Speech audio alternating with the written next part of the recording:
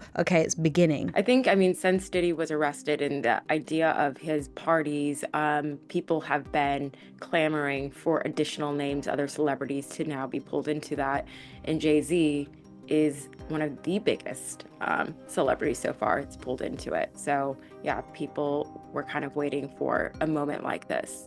As a close friend of Jay-Z, what was your reaction to him opening up about his infidelities in the Family Feud video? Yeah. I mean, that's what music gives you the power to do. And I think that, you know, once you're ready to share it with your fans in the world, then nobody could judge it. You know, they have to accept what it is. And I thought it was dope. Were you surprised? No. Did he put it out there? No, I wasn't. No. I was surprised about Lemonade, but I wasn't surprised about... You were. Why were you surprised about Lemonade? I mean, I just didn't see it coming. It was just like, I remember it was a Sunday, and it was just like, whoa. Right. You didn't see the album coming, or you didn't see what was in it coming? I didn't see anything. I think like the rest of the world, and I think it was genius. I think Beyoncé did a great job, and she tackled something that a lot of women have had to go through, and also Jay on the other side, he did what he had to do. And most importantly, their families stayed tight and together, and they were able to weather the storm. And that's a shining example of a couple that stays together through the good and the bad. Yeah. Jay-Z reportedly begged Beyoncé not to testify, saying, "I'll take the fall for Diddy if I have to." Let that sink in. What could be so serious that Jay would risk it all just to keep her silent? Sources say Beyoncé's been subpoenaed not as a suspect, but as a key witness. And now, the pressure is on. What does she know? And what happens if she talks? Stay with me, because this one gets deep. Jay-Z's private plea to Beyoncé. In a moment no one saw coming, new leaks from court insiders claim Jay-Z made a desperate personal plea to Beyoncé. "Don't go in. Don't say a word. I'll take the fall for Diddy if I have to." That single quote, allegedly from behind closed doors, has now sparked an industry-wide panic. Sources say Beyoncé has been quietly subpoenaed, not for anything she did, but for what she might have seen. According to one federal insider, she's not a suspect. She's a potential witness with key visibility. And let's be real, Beyoncé doesn't speak unless she has to. So for her name to even be involved in a case this explosive, that's huge. Now the industry's asking the same question. What does she know that has Jay this afraid? Why would he offer to take the fall for Diddy, a man with mounting legal problems and sealed footage allegedly tying him to illegal activity? Theories are flying, timelines are being dissected, and fans are already combing through past interviews, party photos, and lyrics. But there's one thing we do know, Jay-Z doesn't beg. Thank you for staying up late. It's about that time to kick it off for The Factor Uncensored, and we want to welcome you for joining us tonight. We start off with news that has social media, politicians, and fans in an uproar. Billionaire rapper Jay-Z is accused of raping a 13-year-old girl, along with Sean P. Diddy Combs. A Jane Doe in a lawsuit says the assault happened at an after-party that was following the MTV Video Music Awards in New York City back in 2000. Jay-Z responded with a statement on X calling the allegations idiotic and an attempt at blackmail by a prominent Houston attorney that we all know, Tony Busby, who represents that Jane Doe in the lawsuit. Today, he filed a motion, that being Jay-Z, to dismiss the lawsuit. Busby also released a statement last night saying he sent a demand letter in an attempt to settle this case, and his client in the so-called blackmail attempt didn't talk about money in that demand letter. He also requested that the accuser identify herself publicly.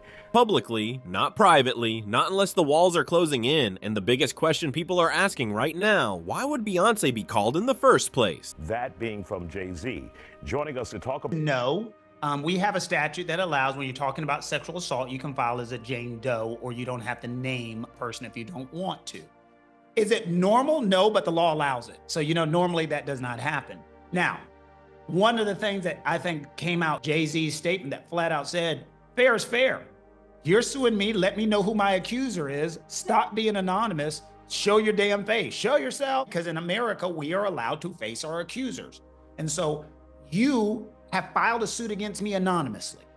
The damage is done. Everybody is talking about my reputation. I need to now know who you are, and I think that's fair, I really do, because he should be allowed to do his research. Was this 13-year-old girl actually at the party? Was he there at the same time at the party? Where the heck were this person's parents? How can I fight these allegations if I don't know who you are? So, is it normal? Yes. Is it rare? Extreme. Tonight, Jay-Z fighting back against a rape accusation. His attorney filing a letter to the judge to dismiss the rape lawsuit against his client, citing an NBC News exclusive that found inconsistencies with the accuser's story. You should always advocate for yourself. It comes after our interview with a 38-year-old mother from Alabama who accuses Sean Diddy Combs and Sean Jay-Z Carter of raping her when she was 13 years old. She asked us not to reveal her identity. Why would Beyoncé be called at all? This isn't random. This isn't a witch hunt. There's a reason Beyoncé's name came up, and it's tied to the very events investigators are now picking apart. According to legal sources, Beyoncé's name appears on guest lists from at least 3 high-profile events hosted or co-hosted by Diddy. Events now under review as part of ongoing federal investigations. These were the types of functions where phones were banned, NDAs were quietly slipped into gift bags, and guest behavior was tightly managed or monitored. So no, Beyoncé isn't being accused of anything, but as someone who was physically present, so or adjacent to people who were, she becomes valuable to prosecutors trying to verify what happened, who was there, and when. A senior legal consultant told the media, "She's not a target, she's a witness with access." That means her testimony could confirm timelines, guest presence, or even help identify who had knowledge of misconduct after the fact. What's wild is that Beyoncé has always moved with precision. Her brand is built on control, creative, personal, and legal. So her name showing up in these court leaks signals one thing: something went on around her that even her power couldn't keep away from the spotlight. And if that spotlight is now creeping into her private life, that brings us to the man standing in front of it. Jay-Z. His connection to Diddy isn't casual, it's deep, and now that brotherhood is under fire. What made you want to come forward? Because I think that I've been quiet long enough. She says that she went to the MTV Video Music Awards in 2000. The woman says she spoke to Combs' limo driver, who offered her a ride to an after party. She says at the party, she spoke to musician Benji Madden and his brother. I'm talking to Benji Madden about his tattoo. It's the Last Supper. A brotherhood under fire. Jay-Z and Diddy go way back. 2 of hip-hop's most iconic moguls running the game in music, business, and culture for decades. But now, that brotherhood is being dragged into a scandal that could cost them everything. The truth is, they've always operated in tight circles. From private island trips and Hampton retreats to elite Rock Nation brunches and Revolt panels, they've co-hosted some of the most exclusive events in the industry. But what once looked like friendship, it's now being looked at as alliance, maybe even protection. One industry source put it like this: it wasn't just loyalty, it was a pact. You protect mine, I protect yours. Now that pact is being tested, because with Diddy facing serious accusations and Jay's name popping up in leaked emails trying to bury tapes, questions are growing louder. Did Jay know what was happening at these events? Or did he help keep things quiet? Their shared ventures, from Ciroc deals to Revolt appearances and business collabs, may have tied them financially, but insiders... In a statement to NBC News, a representative for the Maddens confirmed that they did not attend the 2000 VMAs and that they were on tour in the Midwest at that time. At the after party, she says she had a drink that made her feel woozy. Then she says Combs and Carter both raped her. She says she ran to a gas station where she called her father, who picked her up. We rode home in silence. She didn't ask me what happened. In an interview with NBC News, her father said, "Say the real bond was built behind the scenes, off paper, off record, and with Beyoncé now potentially testifying, that brotherhood is no longer just personal, it's legal." And Jay's latest move, pleading with her not to talk, is the first visible crack in the foundation, which leads us to the part fans are talking about most. What exactly is Jay trying to protect? Beyoncé's public distance over the years. While Jay and Diddy kept things tight, Beyoncé was always adjacent.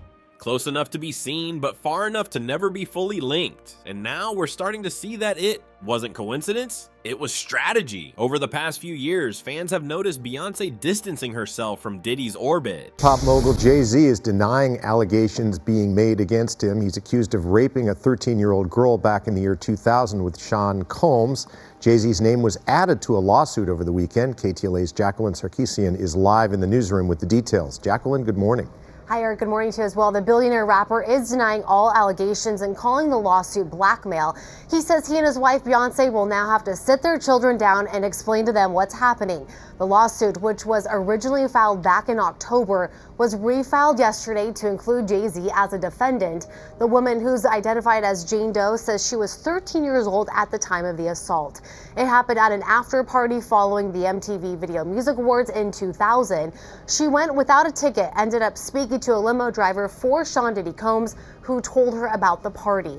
The accuser is alleging she started to feel woozy after consuming a drink at that party and wandered into a nearby bedroom. She says Jay-Z raped her first, then Combs. According to the amended lawsuit, the woman says she hit Combs and ran out of the party. Jay-Z denying allegations. He's the first celebrity to be accused of sexual assault in connection to Combs. Defense attorney Alexander Kazarian. She stopped appearing at his major events. Her name hasn't been connected to Revolt partnerships since 2020. She's been visibly absent from events tied to his branding, even when Jay-Z showed up solo. Even in her art, lyrics, visuals, acceptance speeches, Beyoncé's message shifted. More independence, more transparency, less indulgence in industry politics. One former staffer from her team told us she knew the vibes weren't clean. She just stayed out the way. So why is she being dragged into this now? Because even when you move carefully, proximity leaves traces, photos, sign-ins, travel records. You know, again, a 13-year-old is not going to have the bravery to come forward at that time. So nobody should, you know, shame a 13-year-old girl for going through something traumatic. We just want to know if it's true. And if it's true or not. And then how can you prove it, you know? And that's going to be a difficult task. Yoji, your thoughts on this? I think one thing that Mr. Busby has in his favor is the standard by which the civil courts are going to have to weigh this. It's not a criminal case. They don't have to prove this beyond a reasonable doubt. They have to prove it by the preponderance of the evidence. And this means... And yeah, for the average viewer who doesn't know what that means, what does that mean? It just means that you have to prove more likely than not that it happened. Tipping the scale to, let's say, 51% in your favor with respect to the evidentiary standard. Now, Mr. Busby had a press conference a few months back, and during that press conference, he stated that the civil lawsuits that he was moving forward with were ones that were vetted by his office. He stated that he hired an investigator, that investigator gathered further corroborating evidence. And so I'm very curious to see what corroborating evidence. And investigators don't care if she was sipping champagne in the corner or calling a car early. If she was there, she counts. And her body language over the years, it's being reanalyzed. People are pulling up old footage, comparing moments where she appeared uncomfortable or distant while Jay and Diddy mingled front and center. Now with her husband begging her to stay silent, it's making people wonder, was she just avoiding bad vibes? Or did she know something too? Well, I spoke with a law professor last week about this very issue about Jane Does, if they're going to be able to proceed anonymously. Busby has filed, I think he's at 20 cases right now with all Jane or John Doe plaintiffs, and it's kind of a mixed bag. Individual judges are determining if those cases can proceed anonymously. And so far, 2 judges have ruled, nope, you can't. Other judges have said, sure, right, as of right now, until something changes, you can proceed anonymously. So it is kind of a 50-50 chance on what these judges will decide in the Jay-Z case with this 13-year-old accuser. And another element of this which has been quite confusing is that there is another unnamed celebrity included in the lawsuit, celebrity B, a female celebrity who's in the allegedly in the room when the alleged assault took place and stands back and watches. Cheyenne, there's been no indication as to who that is, has there? No, there hasn't. I mean, and also an amended complaint could drop today with the name of that woman. So it is kind of a wait and see. Maybe that person already has received a similar demand letter from Busby's firm and they have, you know, agreed to come to some, they've come. The rapper Jay-Z has been accused of raping a 13-year-old girl in 2000, allegedly along with Sean Diddy Combs. Our US correspondent Martha Kellner has the latest from Los Angeles. This civil suit was originally filed back in October against Sean Combs, better known as P. Diddy. It has now been amended to also include allegations against Jay-Z, whose real name is Sean Carter. In this civil suit, a woman says that when she was a 13-year-old girl back in the year 2000, that she attended an after party for the MTV Video Music Awards, during which she says she was raped by Jay-Z and P. Diddy. She says that Jay-Z removed her clothes, pinned her down and raped her while P. Diddy and an unnamed female celebrity watched on. She says she was then raped by P. Diddy as Jay-Z and this female celebrity watched on once again. Jay-Z has dismissed in a lengthy statement these claims as idiotic. He's also attacked the character and legitimacy of the lawyer who has brought these claims. In his statement, Jay-Z directly addresses that lawyer. He says, "These allegations are so heinous in nature that I implore you to file a criminal complaint, not a civil one. Whomever would commit such a crime against a..." The rapper Jay-Z has been accused of raping a 13-year-old girl back in 2000, allegedly along with Sean Diddy Combs. Our US correspondent Martha Kellner has more details. This civil suit was originally filed back in October against Sean Combs, better known as P. Diddy. It has now been amended to also include allegations against Jay-Z, whose real name is Sean Carter. In this civil suit, a woman says that when she was a 13-year-old girl back in the year 2000, that she attended an after party for the MTV Video Music Awards, during which she says she was raped by Jay-Z and P. Diddy. She says that Jay-Z removed her clothes, pinned her down and raped her while P. Diddy and an unnamed female celebrity watched on. She says she was then raped by P. Diddy as Jay-Z and this female celebrity watched on once again. Jay-Z has dismissed in a lengthy statement these claims as idiotic. He's also attacked the character and legitimacy of the lawyer who has brought these claims. In his statement, Jay-Z directly addresses that lawyer. He says, "These allegations are so heinous in nature that I implore you to file a criminal complaint, not a civil one. Whomever would commit such a crime against a minor should be locked away. Would you not agree? My only heartbreak is for my family. My wife and I will have to sit our children down, one of whom is at the age where her friends will surely see the press and ask questions about the nature of these claims and explain the cruelty and greed of people. My heart and support goes out to true victims in the world who have to watch how their life story is dressed in costume for profitability by this ambulance chaser in a cheap suit." The wife, which he refers to, is of course Beyoncé, whom he's been married to since 2008 and been in a relationship for much longer than that. As for P. Diddy, he's currently in prison in New York awaiting criminal charges for sex trafficking and racketeering. He faces more than 24 civil lawsuits. This is the first one that has named Jay-Z, and he denies those allegations. Because when Jay says, "I'll take the fall," it's no longer just about him. It's about what happens if she speaks. The take the fall statement, what could Jay be hiding? So let's really sit with that line. I'll take the fall for Diddy if I have to. What does that mean? First, it means Jay knows something is coming. People don't make dramatic statements like that unless there's a real threat. It also suggests that whatever is tied to Diddy's case, it could brush up against Jay's name hard. Sources say Jay may have helped finance or co-host events that are now under review, possibly without knowing what went on behind closed doors. But ignorance isn't always a legal defense, especially when you're signing off on the venue, the vendors, or the money trail. And then there are the leaked emails, where someone using Jay's verified address allegedly tells Diddy to burn the footage. That one line has fans and legal experts raising eyebrows. If true, it suggests panic and possibly complicity. You've made a terrible error in judgment thinking that all celebrities are the same. I'm not from your world. I'm a young man who made it out of the project of Brooklyn. We don't play these types of games. We have very strict codes and honor. We protect children. You seem to exploit people for personal gain. I look forward to showing you just how different I am. I think that this just needs to be looked at in kind of a measured way. Unlike the media is treating some people in the media, you know, Pete Hegseth being one of them, where they automatically hear an allegation and they run with it. I think that this needs to be treated in a measured type of way. We don't need knee-jerk societal reactions. Anybody can make allegations against somebody, and people who are rich and famous are particularly targets. The rapper Jay-Z has been accused of raping a 13-year-old girl in 2000, allegedly along with Sean Diddy Coombs. Our US correspondent Martha Kellner has the latest from Los Angeles. This civil suit was originally filed back in October against Sean Combs, better known as P. Diddy. It has now been amended to also include allegations against Jay-Z, whose real name is Sean Carter.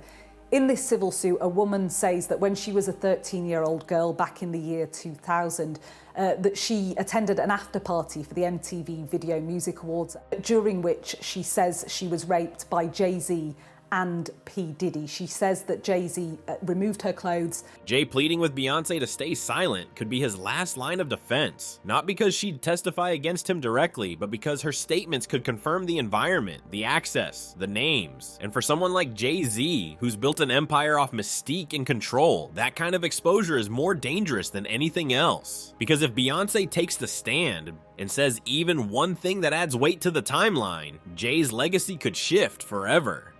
What happens if she testifies? Here's where things get very real. If Beyoncé is called to testify, it won't be symbolic. It'll be under oath, under penalty of perjury, and every word could shift the course of a federal investigation. According to legal experts, Beyoncé wouldn't be testifying against Jay-Z directly. She'd be called to answer questions about what she saw, who was present, and whether she noticed any misconduct at specific events tied to Diddy. She's not the target, but she could unlock testimony that connects the dots. And here's the twist. Marital privilege doesn't automatically protect her. That legal rule only covers private conversations between spouses, and even that can be limited in criminal cases involving third parties. So if she's asked about events involving Diddy, or something she witnessed, that's fair game. A former federal prosecutor explained it simply. If Beyoncé can confirm a date, a person, or a location tied to key evidence, she becomes a foundation witness. That's more powerful than speculation. Now, imagine the stakes. If Beyoncé gets on the stand and her answers validate parts of an existing timeline, like the night a certain tape was allegedly filmed, or the location of a party now under federal scrutiny, it doesn't just add credibility, it forces a legal domino effect. Witnesses get re-questioned, plea deals get reviewed, new subpoenas are triggered. And a new twist in a high-profile lawsuit accuses rapper Jay-Z of raping a 13-year-old girl in 2000 alongside Sean Diddy Combs. The lawsuit, originally filed in October, was refiled today to include Jay-Z as a defendant. Everyone connected to Diddy is finally being exposed, and it looks like Diddy is snitching on his co-conspirators to get a shorter sentence.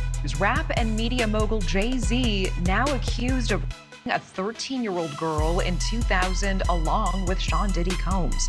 Now, this lawsuit was originally filed back in October in the Southern District of New York, listing Diddy as the defendant, but it was just refiled today to include Jay-Z now. The anonymous accuser alleging the assault occurred after she was driven to an after party following the MTV Video Music Awards. The suit says she was offered a drink that made her feel, quote, woozy, lightheaded, and felt like she needed to lie down. Shortly after, Jay-Z and Diddy entered the room where she was resting, sexually assaulting her. Jay's alleged plea, "Don't say a word," sounds less like a husband worried about his wife's stress, and more like someone fearing what her truth might unleash. But beyond legal exposure, this drags their public image into territory no PR firm can fix, which is why the pressure behind the scenes is just as intense. Let's talk about what this means for their brand, and what it takes to protect a billion-dollar empire from burning down. The pressure of power couples and public image. Jay-Z and Beyoncé aren't just artists, they're a brand, a billion-dollar blueprint, a symbol of controlled perfection in an industry built on chaos. But all of that control, it's now hanging by a thread. Breaking news, music mogul Sean Jay-Z Carter is accused of raping a 13-year-old girl with Sean Diddy Combs. Jay-Z was added to an amended civil lawsuit against Combs that was filed today. The suit claims Jay-Z joined Combs in assaulting the minor at an after-party following the 2000 Video Music Awards. Jay-Z is denying the allegations, calling them, quote, a blackmail attempt. In a statement posted on X, the rapper said in part, "These allegations are so heinous in nature, my heart and support goes out to true victims in the world who have to watch how their life story is dressed in costume for profitability." Watch breaking news on YouTube. Subscribe to ABC7 Chicago Eyewitness News. Also this morning, a judge has denied rap mogul Jay-Z's request to identify the rape accuser in a Jane Doe sexual assault lawsuit against him. She alleges she was 13 years old when the rapper and Sean Diddy Combs raped her during a VMA's after party that was in 2000. Lawsuit was filed in October. Jay-Z, whose real name is Sean Carter, was added to the complaint on December 8th. Both Carter and Combs have denied the woman's claims, that woman represented by Houston attorney Tony Busby. Judge's ruling now allows the woman to proceed anonymously in the case. A woman who claims she was raped by Jay-Z and Sean Diddy Combs can proceed with her lawsuit anonymously, at least for now. A federal judge in Manhattan ruled the Alabama woman's identity can remain under wraps. The judge also said the accuser may be required to reveal her name at a later date and that the case will not be fast-tracked as requested by Jay-Z's lawyers. The lawsuit alleges the woman was 13 at the time of the alleged rape in New York City. Lawyers for both Combs and Jay-Z have denied the accusations. Combs remains jailed on separate sex trafficking charges. For a decade, they've crafted a flawless empire. Curated music drops, surprise album rollouts, carefully staged public appearances. Everything was intentional. No scandals, no mess, just success. But this case? This is different. Insiders say their PR teams are scrambling, not just to keep Beyoncé out of court, but to separate her from Diddy's orbit as quickly and quietly and as possible. Rumors suggest team members have already started scrubbing photos, updating timelines, and issuing quiet, no-comment statements to media inquiries. One media analyst put it bluntly, if Beyoncé testifies, it's not just testimony to its brand collapse. Because once the narrative shifts from untouchable royalty to legal liability, the endorsements, business deals, and fan devotion that built their empire start to feel unstable. Jay-Z knows this. That's likely why he's begging, not just for legal protection, but for legacy preservation. And while Beyoncé's team may want her nowhere near this trial, the feds may not give her a choice. So what happens when loyalty to the brand and loyalty to the truth collide? It's the same tension rippling through the entire music industry right now. And it's forcing people to finally choose between silence and accountability. Industry loyalty versus legal reality.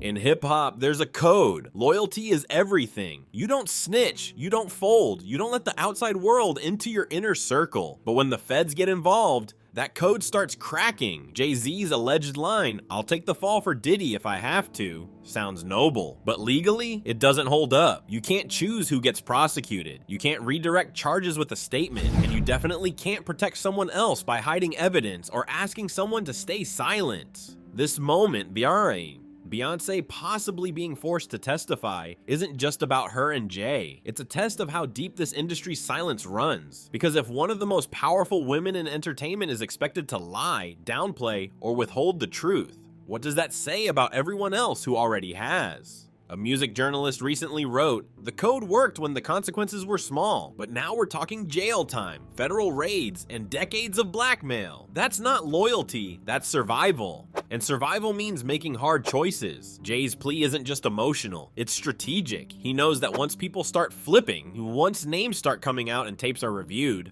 the floodgates open. Beyoncé isn't just a witness. She's the one person whose words could crack the foundation. And if that happens, the industry's biggest secret won't be about parties or power. It'll be about how long people chose to protect it. And one would think, and that's something that people need to understand, is a lot of times, and I was a prosecutor, what we end up doing is, and maybe this is just assumptions, maybe they met with her, maybe they talked to her, and then they said, you know what, we cannot prosecute this case beyond a reasonable doubt, as opposed to the civil standard, which is more likely than not. So both things, so a lot of folks are saying, well, they didn't go after her criminally, which means her civil case isn't true. Well, both things can be independently true.